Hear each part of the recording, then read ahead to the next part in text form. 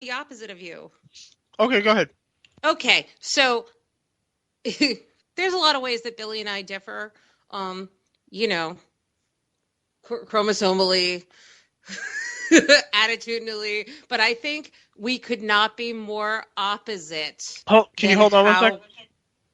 What? Can you just hold on one second? Because somebody asked me a question I on Twitter, and I Oh, just on Twitter on this. Yes, go ahead. yeah I want to answer that question. Go I ahead. have seen the remake of The Evil Dead with Joss Whedon. I I think I think that the Evil Dead remake is a great movie. I think it was faithful to the script. I think it was faithful to the source material. Um, I think that's probably in part because Joss Whedon, as a child like me, was scared fucking shitless of the Evil Dead, and I think he really loved it. Um, I think if you watch that movie, you can kind of see, um, the auteur principle tells us that art isn't actually completed; it's just abandoned. And I Yeah, think if you apply that principle to the Evil Dead, you kind of see Sam Raimi and Bruce Campbell came back to help Joss Whedon with the film, and I think you can kind of see the respect and the love that everybody involved had for the source material, and I think that's they did very a good cool. job. I I think think that's that, missing in a lot of remakes. yeah, I was actually going to say this before, but I forgot to say it. Um, I think that the Evil Dead remake, and I hate remakes and reboots of movies. I mean, Mm-hmm. don't even get me fucking started on the RoboCop movie. But Mm-hmm. I think the Evil Dead remake is probably the only film remake that I've ever seen that was any good.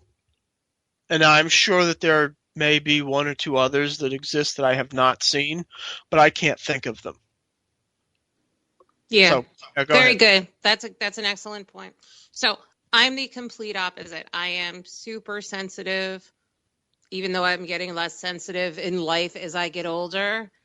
I can't handle anything scary, and I've never been able to handle it in my life. Haven't been able to handle no haunted houses, no creepy thing. Was totally scared of clowns as a kid. I give clowns the side eye now. Nothing like everything scares me, and everything makes me cry. So, but the real deal breaker for me was when I was 12 years old. Oh, by the way, I hate fall. I'm a summer girl. I'm Lebanese. We're desert people. Why is the sun going down so early? Why is it getting cold? My body like never got into that, and I'm in Massachusetts. So I hate everything about the fall, quite frankly, except for the foliage. So I'm 12 years old. We had HBO.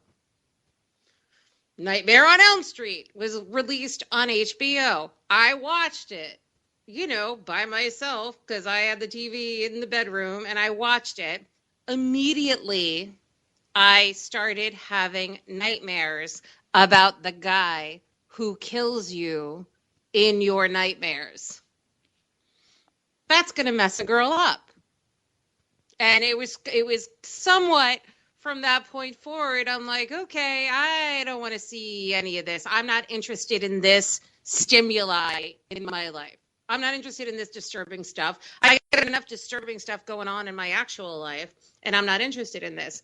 That said, um, sometimes my fear of my sensitivity gets overridden by my interest in good filmmaking.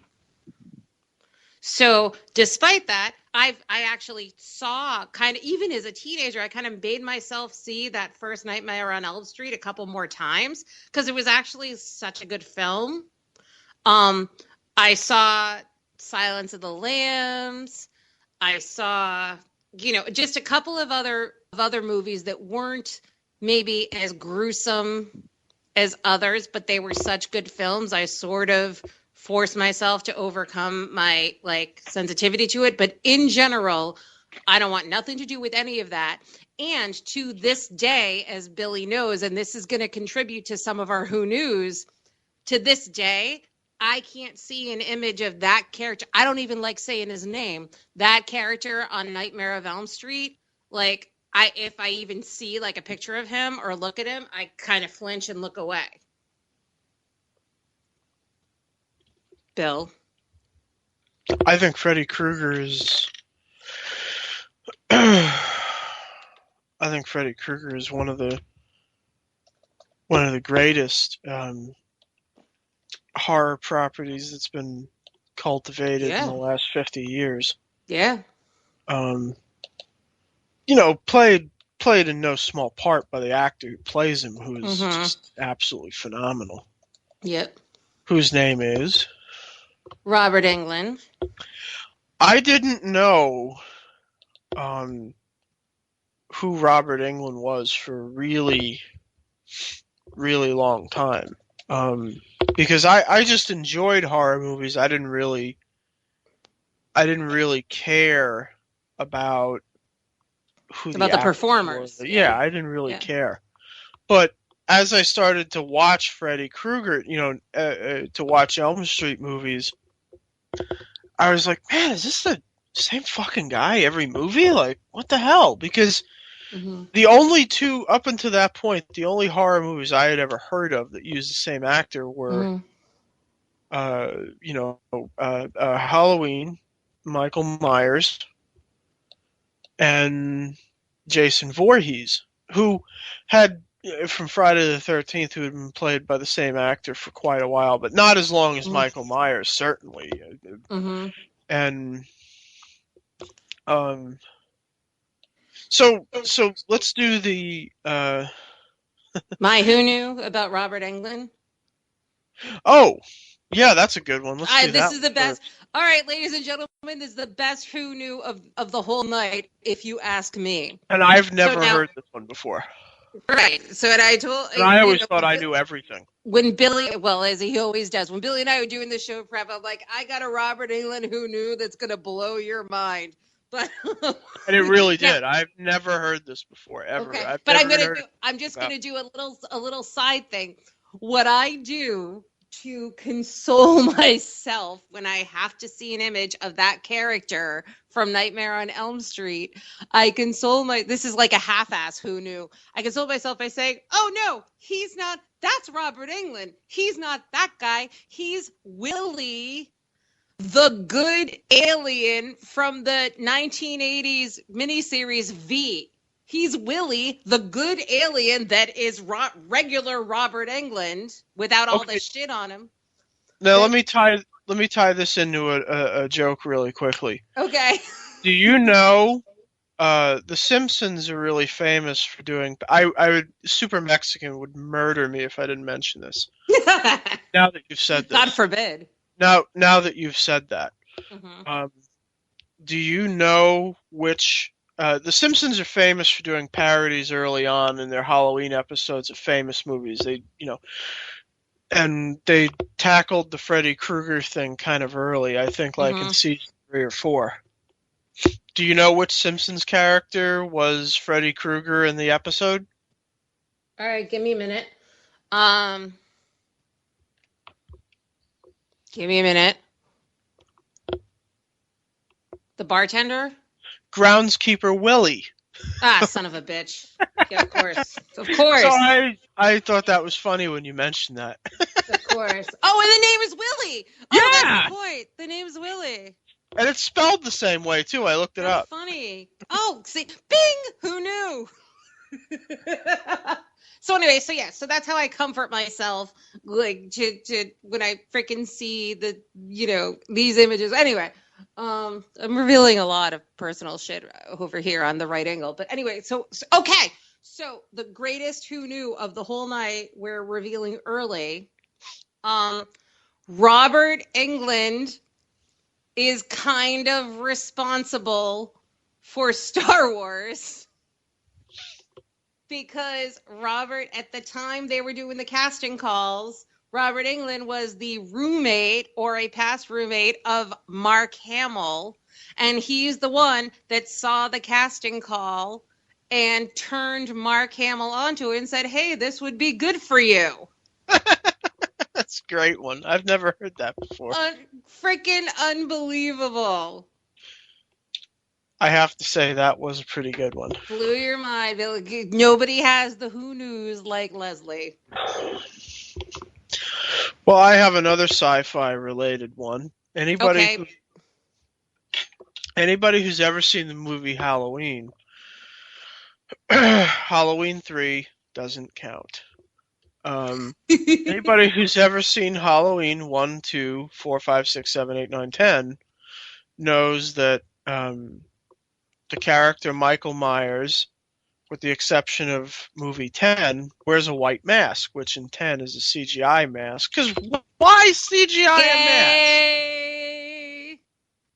So gay. Why would you CGI a And not that there's anything wrong with that, but I just want to let everybody know. But that's so fucking lame. Like, why would... Anyway. We both said the same thing. It's just, whatever. Email us. Call our lawyers if you have a problem with that term. Yeah. Anyway, so the mask that they wear in that he wears in the Halloween movies is is actually a life mask made for Star Trek of TV's William Shatner. Because the guy who did the visual effects for the first Halloween movie was also the prop guy from the TV show Star Trek. And in those days, I guess they were allowed to take props home, or he took it home because, of course. I don't know, maybe they didn't pay him. But he took it home. This mask, this life mask they had made of William Shatner for an episode that never got made. And he said, hey, I have an idea. What if we spray paint the mask white? That would look pretty weird, wouldn't it? It would look kind of creepy. And so for the first two movies, they used the exact same latex mask made from William Shatner's face. Now, Shatner. Now, the additional part of this is that for Halloween 4, they actually got William Shatner to sit down and make a cast for a fourth mask. What? Because the original one had started to deteriorate with photography because it was a latex mask. So when principal photography started, they had to make a new mold for the mask because they didn't have one anymore.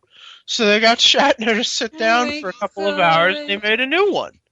I don't know if this counts as a who knew, because I feel like I'm the only one that didn't know this. But when we talked about this, I'm like, and Bill's making me guess. He's like, guess whose face it is? It's somebody you know. It's somebody's Hollywood. So I'm thinking about them. And again, I don't watch these goddamn movies, but I kind of know. And meanwhile, I'm talking to Billy. I'm like, wait. Which one is the hockey mask and which one is the full face mask? And Billy's like, you idiot. And like, so I'm like, okay, is Hollywood Lou Ferrigno, because I see like prominent, eyebrows and forehead. I'm like, Arnold Schwarzenegger.